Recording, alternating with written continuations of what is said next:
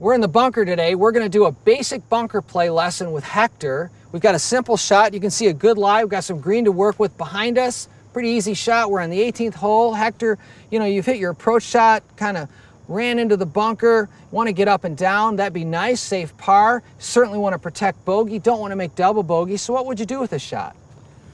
I would probably use my 60 degree at this point, but I'm sort of not sure. Boy, one thing I'm for sure hearing is no commitment, right?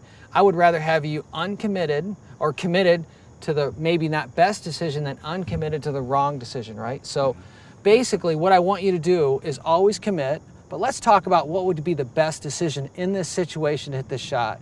What I would say is most amateurs make the same mistake. I see them using their 60 maybe too much. Now here's the thing, if you went to sand wedge, that would allow you to open up the club face more. So we take the sand wedge, has less loft. Guess what? You can open it. You can afford to open the club more. Well, guess what? The more you open it, the more you're using the back edge. The back edge is a great help in the sand because when the club hits in the back edge, it glides through the sand. If we allow that leading edge to get too close to the sand, it digs in. It's hard to get through. It takes more speed, right? Let's keep it simple. We always like keeping things simple. So I would say, unless you've got a really tight pin, which we don't here, we've got some room to work with. Unless you've got a really tight pin where you can take that 60 and afford to open it up where you're using the back edge, stay with your sand wedge for most of your bunker shots, okay? So we're gonna go to your 56. So let's go back to your bag here. Well, you know what, as I'm looking at your bag, geez, this is a common mistake. You know, if we look at his bag, we can see a pitching wedge, and then I see a 56 and then a 60. This pitching wedge has 46 degrees of loft. The 56 has obviously 56, so that's 10 degrees between your pitching and sand. That's a common, when people come to my school, a lot of times I see that type of setup in their bag where pitching wedge, sand wedge, 56, 60, 10 degrees, 4 degrees, right? So what I would tell you right away is I would get rid of something at the top of your bag. You know, you've got a hybrid here, a 4 hybrid and a 4 iron. I honestly would probably get rid of the 4 iron in this situation, or the 4 hybrid, whatever you like more. I would create a space for another wedge.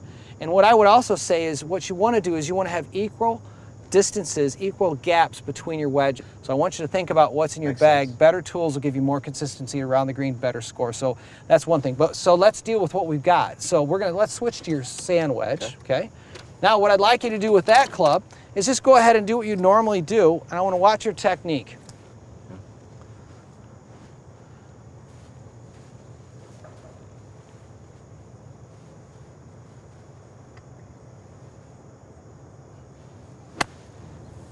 Chunky, right? Barely got it on.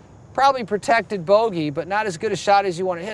And the interesting thing about that shot is that as you hit it, you could have easily hit it thin and bladed across the green because you can see that divot was way behind the ball. The ball was here and you entered really early. And so you caught a lot of sand before you hit it, which is why it didn't go very far. Now let's talk about why that happened, because this is a common problem. People either hit it short or they blade it and catch the golf ball and it goes too far, right? Always save par, right, would be nice, but we'll always protect bogey, okay? So that's our goal. So when I see you set up to the shot, you do what a lot of amateurs do. You know, we get in a bunker, we feel kind of an elevated lie, we know we want to hit an elevated shot, so all of a sudden we add a little bit of, we don't even think about it, but we add a little bit of tilt because we're trying to help the ball up in the air. Remember this, that's what the loft does. The loft lofts the ball, you don't. You deliver the loft, it delivers the trajectory, okay? So we talk about standing to the handle in every shot, just as important here. So first of all, basic bunker play. So you can stand right here with me. Okay. No, stand right here to my side. Right. Good. Bring the club up. Let's set the club face a little bit open, but make sure the handle's not forward. So we set it open with the handle a little bit back. Then go ahead and take your grip. That's great. Now I just want you to imagine when you're setting up to the golf ball, instead of tilting back, I want you to make sure, if anything, your spine is neutral. And sometimes I tell people to feel like they've got a high right shoulder. Why? Because we never want a low right shoulder. Does that make sense to you? Okay. That's going to allow the club to enter the sand a little closer to the golf ball so you don't have too much sand before impact, which slows everything down. Does that make sense to you? Okay, so I'm going to put another ball up here. And I'm going to work with you a little bit on your motion, because the other thing that I noticed is that when you swung the club back, you did get it a little bit inside, right? So let me kind of help you with the path that you swing the club in. All right, so go ahead and get set to this golf ball. So let's open it, then grip it, Then we're going to set the shaft down at right angles, and we're just going to stand at the handle and feel as neutral, meaning your spine as neutral as possible and never tilted back, right? The club should be right in the middle of your body, right? And when you do that, so there's a little bit of shaft lean there. A little bit of shaft lean, it's going to dig, right? So we don't want that. We want the shaft here, right? Okay. So make sure that's aligned to the target for me. Shaft it, yep, perfect, perpendicular to the ground. Put the ball a little more forward in your stance. That's great. Now I want you to feel this, because what I saw you do in your first one is, like a lot of people do, they get the club a little bit around them. And if the club's around them, that's the other reason the club will hit the sand too soon. When you're in the bunker, just let me I want you to feel this. Feel that club come up. I want the club to stay in front of your right shoulder.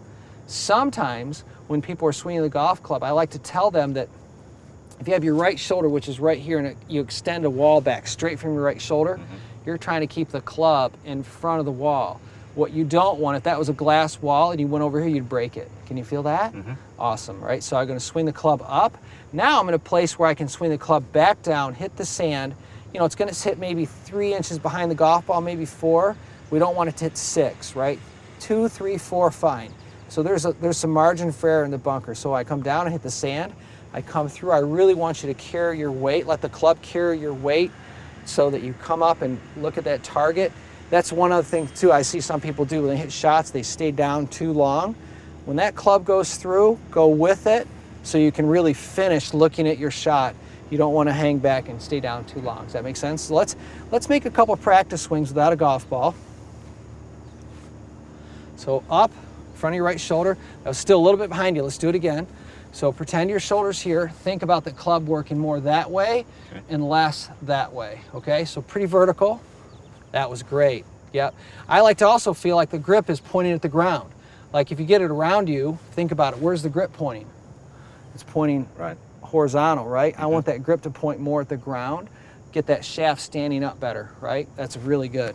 So up with that shaft. There we go. And down, right? One more. Go and hit some sand now. Like if I said, get that club to enter. Now remember, we're going to play the ball more up here with your hands a little bit behind it. That's going to let the club work properly. Your weight's going to stay like that. That's great. So your left shoulder feels a little bit low. Your right shoulder feels high. Up and down. Get the club in the sand. Good. Now give me some speed. Good. More speed. There we go. Sometimes people are afraid to swing hard enough. Why? Because they're afraid of hitting the ball because they don't want that bladed shot. But if you've got a good technique and you're hitting the sand, right? The sand is going to slow the club head down. So you need more speed to get through the sand. It's usually 60 to 70 miles an hour club head speed to be a good bunker player. A lot of people have 30 or 40, not enough speed to get through it. So be aggressive. Swing the club up, swing it into the sand with some speed, go through it. Okay, do another practice swing for me. Up, vertical, give me some speed. Come on, dude, come on. Feel the knee. There we go. I got nice and dirty. Good job. Good. Okay, let's hit a shot now. So now I'm going to put a ball here, right? Get set up to it. So give you a decent lie. Okay, get ready to go. Remember the shaft, the handle needs to be behind the golf ball so we can use the back edge. That's really good setup. Get that club swinging up, swing it down into the sand with some speed. Wow, that was good. Better contact, right? I loved how you finished through the shot better, okay? Let's do another one. Okay. A little more, just a little more speed, but that was great. There was no chance of that club getting near the ball, so you had a nice margin for error in that shot. Really well done. Okay, so remember, grip behind the golf ball, stand to the handle, feel like you got a high right shoulder, up with your arms, swing through it. How good is that? Nice job. You're just a performer, dude. Well done, really good. Do you feel good about that? Yeah, absolutely. All right, let's summarize. What are the things that you're learning that are different than what you did before you walked in here today? Well, obviously the 56 allows me to be a little bit more aggressive with opening up, allows me to open up the club face and engage the bounce of the club. Wonderful. Right?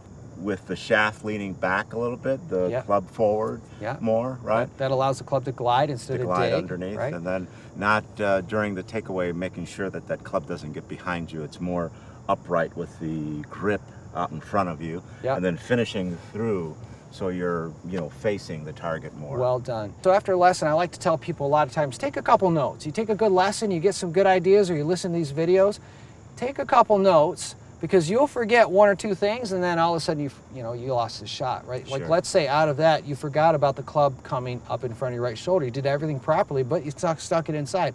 All of a sudden you got a bad shot. So summarize what you're learning, take some notes, think about it, put some practice in play so that you can execute the shot without a lot of thinking. Okay?